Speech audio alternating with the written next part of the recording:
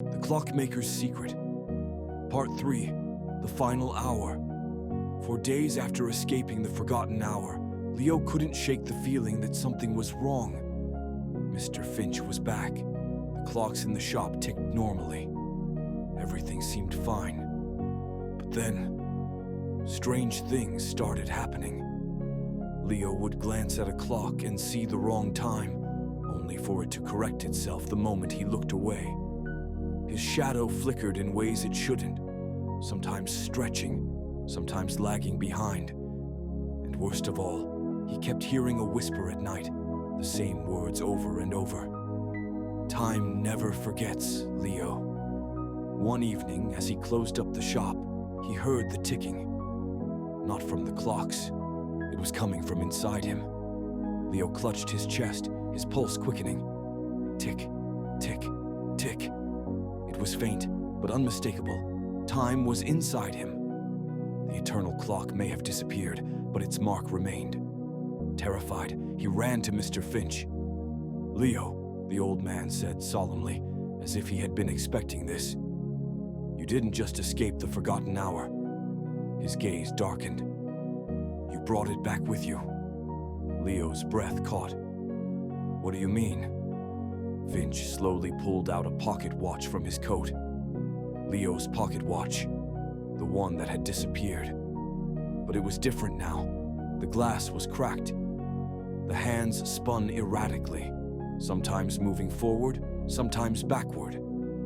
"You're out of sync with time," Finch continued.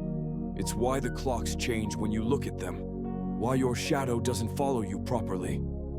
He placed the broken pocket watch in Leo's hand. "Your time is unraveling." Leo's hands trembled. "Can we fix it?" Finch hesitated. "There may be a way." He led Leo to the back of the shop, to a mirror Leo had never seen before. Its surface wasn't made of glass, but of shimmering silver liquid, like the flow of time itself. "This is the mirror of hours," Finch said. "It reflects not what you are, but what you could be." Leo stepped closer. His reflection flickered. One moment he was older, with streaks of gray in his hair. The next, he was a child, no older than 5. Then the reflection froze, and Leo's heart nearly stopped. Because it wasn't him in the mirror anymore. It was the shadow, the same flickering, shifting figure he had seen in glimpses since escaping the forgotten hour. But now, it wasn't just a shadow. It had his face, a version of him that had never escaped. The reflection grinned. Its voice was a whisper in the air. "Time never forgets, Leo." Before Leo could move, the reflection grabbed his wrist. Pain shot through him. His skin turned cold, his vision blurred. He felt himself being pulled into the mirror. "No!" Mr. Finch shouted. He grabbed Leo's other arm, trying to pull him back. But the shadow was strong. "You don't belong here anymore," the shadow sneered. "Your time was stolen. Now it's mine." Leo struggled, panic rising. His fingers gripped the cracked pocket watch. If he lost now, he would become the reflection, and the shadow would take his place in the real world. Then Leo remembered something. Time doesn't just move forward, it moves backward too. With all his strength, Leo twisted the dial of the broken pocket watch backward. A terrible screech filled the air. The mirror rippled violently. The shadow screamed. The world shattered. The final hour. Leo gasped as he hit the wooden floor of the clock shop. Mr. Finch knelt beside him, eyes wide with concern. "Leo?" He sat up, panting. The whisper was gone. The ticking inside him, silent.